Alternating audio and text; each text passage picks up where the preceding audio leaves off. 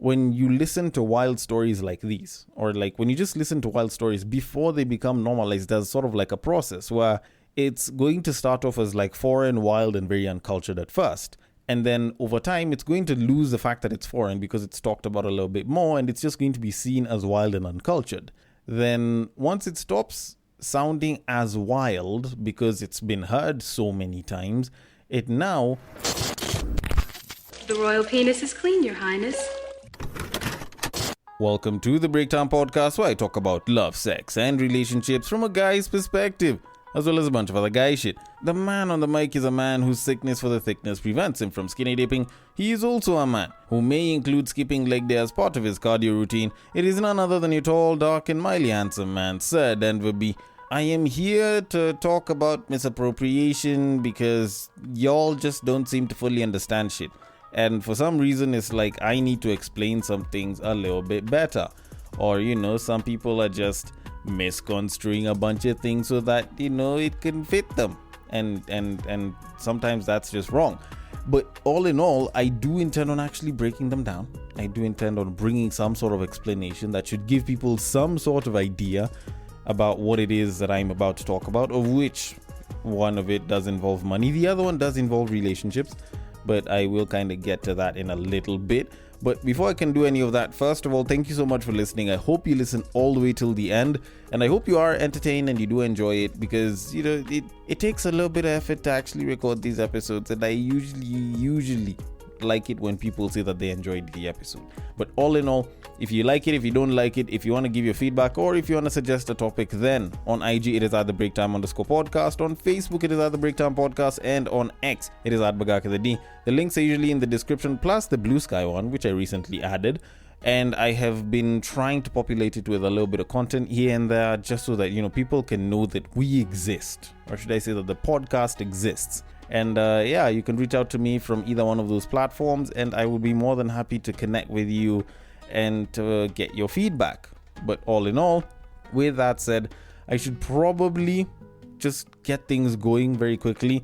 And to kick things off, I need to first start by talking about the present stealing from the future. Because, well, it seems like the Kenyan government, or people in the Kenyan government, have gotten to a point where they feel like they have looted enough from us, present Kenyans of today, and they decided to loot from the Kenyans from the future. Because, well, why not? Now, apparently, the Hustler Fund, which was sort of this government sort of loaning funding program that was being given to like Kenyans and like young people so that they could, try and up their lives as hustlers, quote unquote. So apparently there are a couple of unborn Kenyans who have received up to about 31 million bob from the Hustler Fund, which does seem a little bit odd because they are unborn. So even though they would want early access to those perks, some of them aren't even sperm yet. Hell, some of their parents aren't even sperm yet. And I will get to why in a second, because I want to read the article itself so that people can actually just hear what it says first. Then I can give you a pretty good idea of how messed up this is. So the story goes, and I quote, "A report from the Auditor General of President William Ruto's flagship government-backed financial inclusion initiative, the Hustler Fund, has uncovered shocking financial irregularities, raising serious concerns about the fund's data integrity and management practices. According to the report, for the fiscal year 2023/2024, Hustler Fund has disbursed up to 31 million to a total of 253,717 Kenyans or customers whose birth dates are between July the 1st, 2024 and December 31st, 2073, a date that lies in the future, or infants less than 8 months old. These unknown people received the amounts through mobile service providers like Safaricom, Airtel, and Telcom. Safaricom users accounted for the largest share, receiving 24,588,216 bob, while Airtel and Telcom users received 6,260,874 and 286,600 respectively. In addition, the audit has found some 1,377 underage customers as young as 10 years old had accessed Hustler Fund and in total received loans amounting to 681,395. End quote.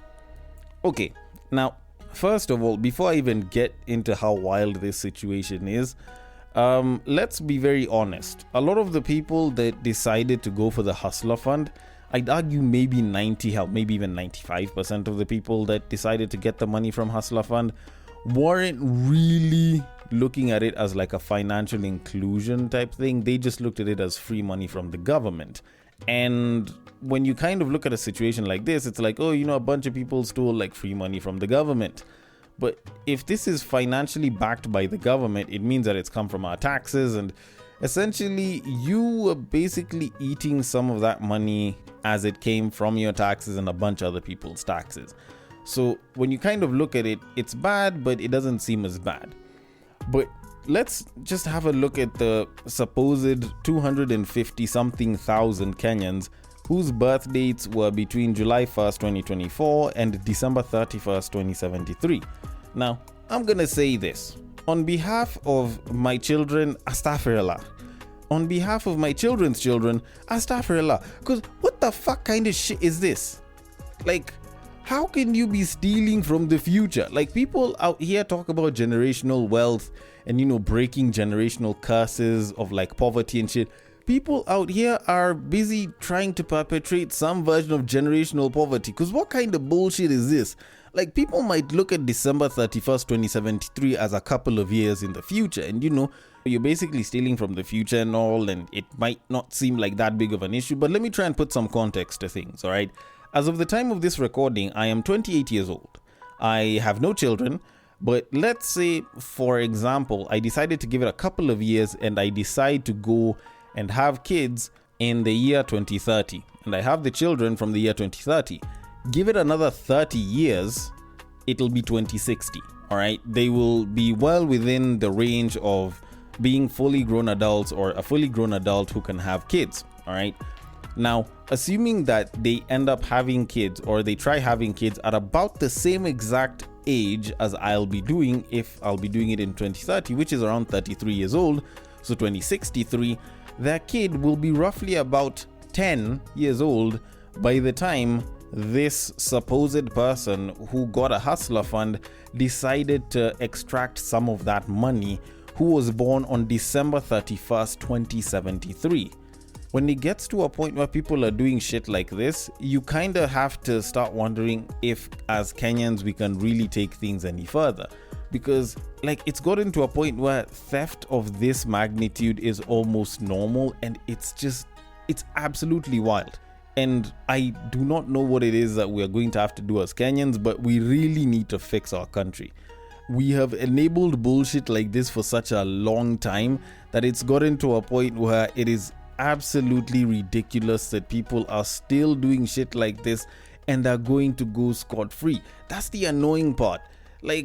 If people were getting caught and they'd get hanged or some shit, that would make sense, alright? But people are being caught. People will go for certain court cases, maybe one or two people will get bribed, and these guys continue to walk scot-free. Hell, some of them will probably even run for political office and end up getting seats. And you start to wonder if we as Kenyans actually have everything going right in our heads, because how are we enabling this shit on a regular? Really? And I know Mandamano was last year and we really protested this kind of shit, and we'll just have to wait and see if the same people will be elected in, but still, we really need to find a way to stop this shit. This requires a full-on culture change, because I've seen so many stories like this that are just so draining to read about, especially for me as someone who pays taxes. My salary comes and the money's already deducted, and you see shit like this, you hear some of the stuff from the social health insurance fund, it just drains the hell out of you. You just get so tired of being a Kenyan at some point. But all in all, this isn't my time to talk about politics or anything. This is basically just the society part of me talking on this podcast. This is something that affects us as people. This is another case of looting, and this is just the kind of ridiculousness that we really need to find a way to stop. And with that said, I'm going to leave it at that and move it on to our main topic of this episode. Now, in a previous episode, I did talk about how apparently 51% of Nairobi's women aged 18 to 30 are open to the idea of being a second wife, aka polygamy. And when I did that episode, I figured that it would probably be a wake-up call to as many women as possible who'd listen to these episodes or that particular episode to, kind of rethink their whole idea on like dating married men. And just to say, it's not like I have anything against married men. It's just, like y'all already taken, so you guys don't necessarily need to be in the dating market. So you kind of fuck up the market a little bit here and there. But, that's sort of besides the point. But now, considering that I already did that episode, it was particularly interesting when I stumbled across a video of a content creator from TikTok known as Hannah Benta, busy opening up about her dating life and talking about how she has always dated married men, which was very wild of her to openly admit, but she also went ahead to claim that apparently most of the cheating, actually she claimed that 90% of the cheating that men do is because of their wives and it is an issue with them. And now, considering that she's discussing all of this, I had some thoughts on it, but before I can get into any of that, let me let the clip play, then I can get into my thoughts. So without further ado, be open. Mimi kama mtani judge, muni judge tu mtake. So you listen, you faint, you judge. I have always dated married men.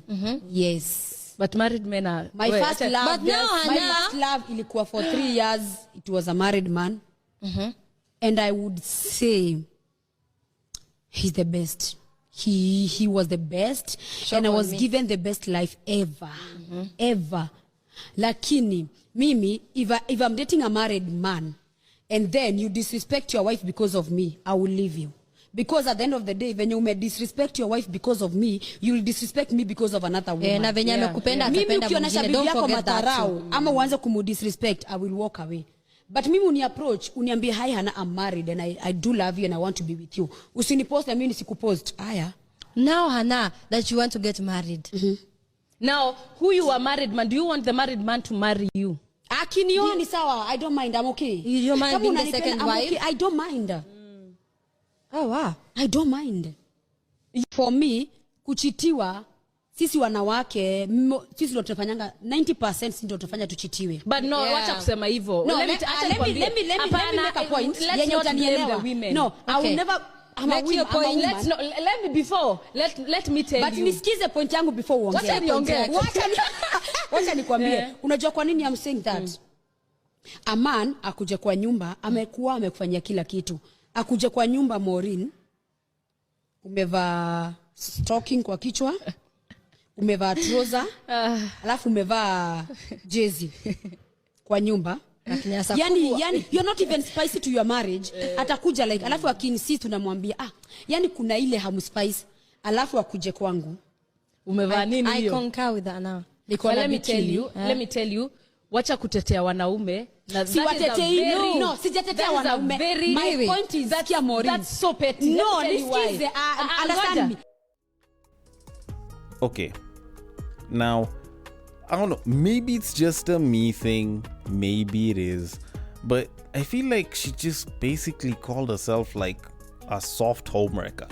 Like, she's a homewrecker, but she's being soft about it. She's not like, oh, leave your man. It's like, oh, no, I'll have your man, but he should quote unquote respect you.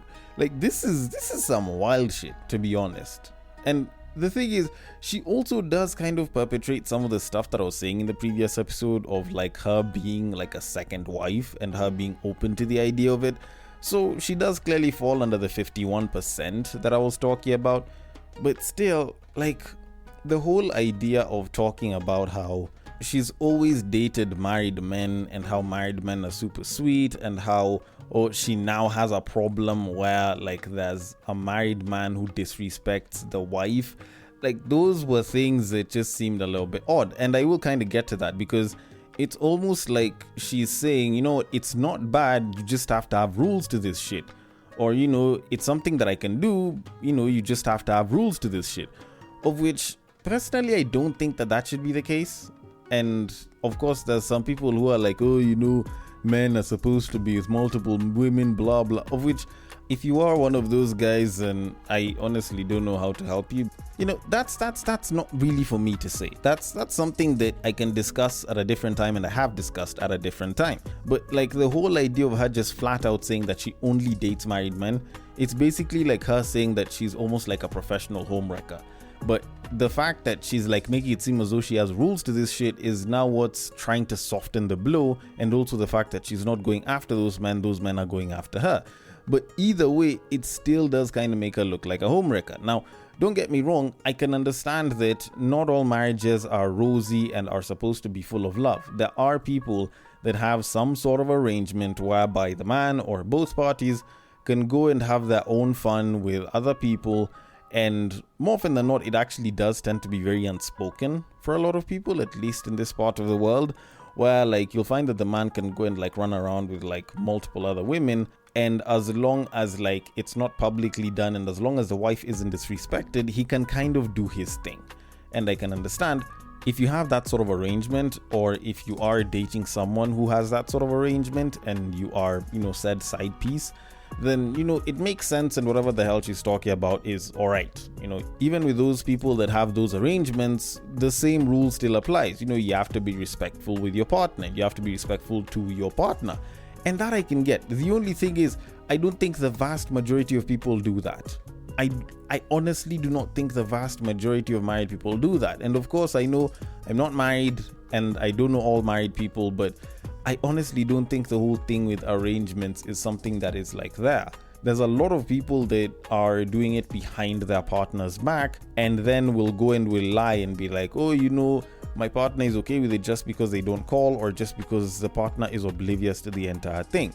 So when I look at a story like this, when I look at a babe that's talking like this, I just feel like it's problematic, because yes, maybe you might appeal to those people that have open arrangements with their partners, but beyond that, like, it's just a bad rhetoric to give to a lot of women. And mind you, this woman sounds like she's late 20s to early 30s.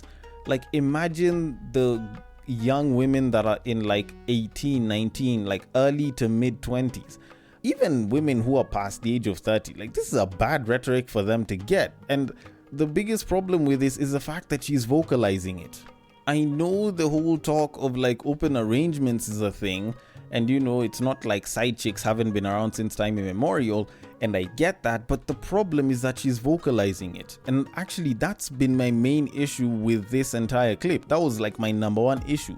Like, yes, fine, you might choose to be a professional homewrecker. That's a you thing, and you and the married people that may be cheating on their partners, like, that's a you problem and them. Like, y'all can have that problem and handle it as is. And if it's people in an open arrangement, that's a them thing. If they're okay with it, you do you, boo. There's nothing wrong with that. But when you're vocalizing it like this, and it's reaching out to thousands, hell, hundreds of thousands even of people, then you now start a precedent whereby people now are basically gonna put it on that whole pathway towards normalizing it. Because the moment you start to vocalize stuff like this more and more, the more it becomes normalized. And the more it becomes normalized, the more it becomes a problem for other people who aren't even of this same belief system, that aren't a part of this entire like thought process. And it can very easily get ingrained into a lot of people's culture, or just our society's culture, almost the same way infidelity has. Because when you think about it, like, in the early 2000s, it's not like infidelity never used to exist, but I'd argue that a lot of the couples during that time weren't partaking in it as much, because people weren't talking about it as much. But you look at the 2010s, actually the late 2000s, the 2010s, all the way till like right now, people have spoken so much about fucking around, people have spoken so much about cheating, infidelity, whatever it is you want to throw a name under the entire thing, whether it's kugongewa, whether it's like sleeping around, whether it's dogging. People have talked about it so much to the point where it basically almost feels normal. It's almost like an expectation for a couple that doesn't seem to be doing all that great. Nowadays, you hear people talking about relationship issues, and it's very easy for someone to first start by expecting a case of infidelity before anything else. And like that in and of itself is an issue, which I think we probably haven't fully understood the full repercussions of, but we are starting to see it right now. Like there's more people that are afraid of being cheated on, so there's fewer people that are trying to get into dating. There's fewer people that see the usefulness of things like marriage and shit like that because of cases of infidelity. Also cases like this where a woman is openly vocalizing that she's like almost like a professional side chick or some shit, and it just kind of messes things up. Because when you listen to wild stories like these, or like when you just listen to wild stories before they become normalized, there's sort of like a process where it's going to start off as like foreign, wild, and very uncultured at first. And then over time, it's going to lose the fact that it's foreign because it's talked about a little bit more, and it's just going to be seen as wild and uncultured. Then once it stops sounding as wild because it's been heard so many times, it now just starts to seem uncultured, of which between the issue being considered uncultured and it being normalized, like the root isn't that far off, because by the time it's no longer wild, a lot more people will be seeing it as normal, and thus the normalization process is already in like full swing. So moving it from uncultured to like just a normal part of everyday life is very, very minimal, as opposed to moving it from foreign to wild and then so on and so forth. So like in and of itself, just her being on a platform to say this publicly and her being proud of saying such a thing was very wrong in and of itself. And then she decided to take things a step further and talk about how 90% of the reason why these men are cheating are because the wives themselves aren't spicing shit up. And I don't know, like I already had trouble with like the first bit, but now this other bit, I'm just looking at it and I'm like, oh my goodness, this woman is talking purely out of her ass on this one. And, you know, granted, of course, for me, that's mostly because I have the data and I understand why it is men cheat. But even beyond that, like, it's not even as accurate as she thinks. Because, like, whatever reason she gave about how, oh, you know, the wife doesn't look all sexy, doesn't spice shit up, like, I don't know. I really don't know if she really understands it. According to research, 75% of the time men are usually cheating for sexual variety. So it's not like the guys are looking at it and they're like, oh, you know, if the pussy was wrapped in like a nurse's uniform, a sexy nurse's uniform, and then it was like wrapped up like a schoolgirl or like some sexy office secretary type shit, or, you know, she dressed up like an animal or some shit, or she cosplayed as Spider-Girl or some shit, then I'd probably like, nah. It's nothing about how, like, the wife is unable to spice things up. Sometimes the dude just wants to go and fuck around. Real talk. Sometimes dudes just want to go and fuck around. And I kid you not, there's a lot of guys that just want to fuck around. Like, they just love the variety of banging multiple other women. The conquest in it is actually a bit of a thrill for some guys. It's not because the wife isn't fulfilling her duties as a wife. It's not like the wife isn't spicing shit up. For some women, they probably spice shit up and they still get cheated on. There are some women that will try, but they'll still end up being cheated on. So whatever the hell she's saying is absolute garbage. Like, you could argue that 90% of the guys that'll end up with her in like some sort of a side piece type relationship would be doing it because of the wife like that, but you can't say that that's the majority for most married men, or just most men in general. Like, most of these dudes aren't just fucking one babe, it's a bunch of them. So even like the whole talk of respect, even whenever I hear people talking about it and they're like, oh, you know, as long as he respects me, like, while there is a justification for it, and if it does come from the wife or the girlfriend, then it does make sense. But if the side piece is saying this is just a bunch of bull, to be honest. It's an absolute bunch of bull in my opinion. And to add to the bullshit, like, this is the same exact woman who claims that she does want to get married. She is looking to get married even as recently as right now. And, you know, this was also evidenced by another TikTok video where she actually answered that question. She was like, oh, you know, when do you intend on getting married? And she said, you know, even now I can get married. And this was like before this video. So when I hear someone who apparently has a thing for married men and then she's looking to get married, I'm like, does this woman actually understand what it is that a lot of these wives go through? The so-called respect that she speaks of sometimes it's just silence. Like sometimes guys are just hiding what it is that they do from their wives, and it's still blatant disrespect, but because they're not openly disrespecting their wives, she gets the impression that, oh, at least he respects his wife. Like by the time dude is cheating on his wife with you, he's already disrespecting his wife, not unless if there's some sort of spoken or unspoken arrangement. And then she goes ahead to talk about how she wouldn't want to be disrespected by that man, or like by said man, or just a man when he's with other women.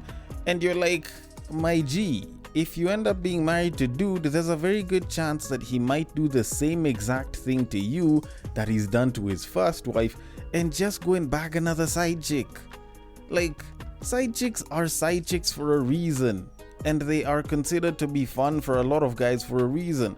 Just because you're a side chick doesn't mean that you'd make for a better wife than the original, or at least than the first wife. Just because you're a side chick doesn't mean that you'd be a great girlfriend or a great life partner. A lot of y'all are just good for fun. And that's real talk. It's not even me trying to talk shit. It's not me trying to disrespect a side piece. Nah, like, there's a lot of y'all that are just good because it's fun. And because dude doesn't want to go and fuck around, or dude is too lazy to go looking for pussy elsewhere, he might choose to just stick to you. So if as a young lady you get the impression that, oh, I'd much rather be a side piece, or I'd much rather be a second wife because, as long as he respects his wife, then, we should be good. Like, y'all are just bugging. Y'all are basically trying to look for a way to sanitize whatever bullshit you're doing, save for the people that have an actual arrangement with their wives. But you're just participating in an act that isn't good. You're trying to find ways to almost sanitize it. It's almost like saying that there's nothing wrong with stealing from someone's pocket, provided that you leave them with enough fare to go home. Like, at the end of the day, it's still stealing. And so to conclude all of this, ladies that are listening, especially the younger ones, don't be fooled. This is a babe that is glorifying infidelity, which you shouldn't be participating in, lest karma decides to be a bitch and, run circles, and you end up in that same exact situation where you are the wife and your partner is the one that's cheating on you with some other young babe. Because at the end of the day, you won't care about karma then. It's just gonna feel like shit. You can try and glorify infidelity, or you can try to sanitize infidelity by throwing a bunch of rules around it, of which most of these guys will probably just lie to you, provided you tell them what the rules are. They just find a way to get around it. So it's better to just avoid it completely. Like, don't even try to have rules for that shit. Like, not unless if you wouldn't mind it if your partner had another babe, of which even then, it's still not cool because someone's wife is being affected in all of this. But all in all, like, if you can avoid this shit, avoid it. Stop trying to find rules and try to sanitize a bad situation. Although, then again, considering that I am not married, maybe I do not know things particularly well. Maybe I don't understand what it's like or how it's supposed to be. So I want your thoughts on it. The DMs are open on IG. It is at the Breaktime_podcast. On Facebook, it is at the Breaktime Podcast. And on X, it is at Bagaka the D. Thank you so much for listening all the way till the end. And I will catch you guys on the next break. But what I believe is that if you put a pastor and a prostitute in one room, one is likely to convert the other.